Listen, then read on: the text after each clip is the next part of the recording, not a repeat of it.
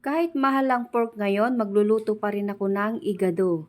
Hi guys! Welcome po ulit dito sa ating kusina. Tara, samahan niyo po ako. Mayroon po tayo ditong 1 kilong pork. Ayan, ini-slice ko po siya ng stripe. Ayan guys, bali ibabad muna natin ito. Maglalagay tayo ng kalamansi. Ayan, i-marinated muna natin yung ating pork sa kalamansi at toyo. Tas pamintang durog or paminta powder. Ayan yung lahat ng nilagay ko guys. Tinansya-tansya ko na lang po yung paglalagay. Tapos i-marinate natin siya ng paglulutuin nyo na agad kahit 30 minutes lang. Pero pagka i-marinate nyo overnight yan, mas malasa po yun. Sa akin kinabukasan ko pa siya lulutuin kaya ilalagay ko muna sa ref ng overnight.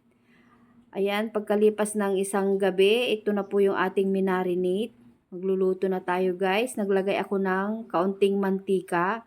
Sabay ko na yung bawang sibuyas. Tapos ito na yung ating minarinate. Ayan, overnight po yan na minarinate. Kaya malasang malasa. Tapos meron din tayong carrot tsaka potato dyan. Ayan, igisa na natin guys. Ayan, nais ko lang palang i-shoutout yung mga bago nating followers tsaka yung mga viewers natin. Ayan guys, welcome na welcome po dito sa ating Jim's Cooking. So ayan, naglagay na ako ng dahon ng laurel. Comment din po kayo kung paano kayo magluto ng igado. Ayan, ganyan lang din po ang pagluto ko ng igado guys. Pwede nyo pong lagyan ng yung garbanzos. Ayan, wala lang ako dito sa bahay kaya hindi ko na nalagyan. Pwede rin yung green peas. So ayan, naglagay tayo ng tomato sauce. Siguro mga 1 kutsarang malaki yung nilagay natin. Ayan, halo-haloin natin. Tapos naglagay ako ng tubig. Bali, kalating basong tubig para pampalambot lang dito sa ating karne. Tapos nilagay ko na rin po yung liver spread. Ayan, nilagay ko yung isang maliit na lata. Mayroon din po yung yung iba kasi ginigisa nila sa kamatis. Sabagay, iba-iba naman tayo ng pagluto ng ganitong klasing ulam, igado. Ayan, halo-haloin lang natin ito. Tapos tatakpan natin, simmer natin siya ulit ng mga 10 minutes. Palambutin natin yung ating baboy.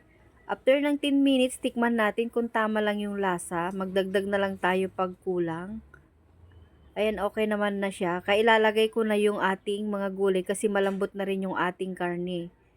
Bali, naglagay ako ng carrot tsaka yung potato. Ini-slice ko lang din po siya ng pahaba. Pares lang din ng karne. Request ng asawa ko magluto din daw ako ng igado kasi matagal-tagal na rin daw siyang hindi nakakakain ng karne. Ayan, kaya medyo may kamahalan. Kaya sabi ko, soon ipagluluto din kita. Ngayon, ayan na, natupad na yung pangarap niya. Ayan, naglagay tayo ng bell pepper. Ayan, haluin ko lang po, tas palambutin natin yung gulay.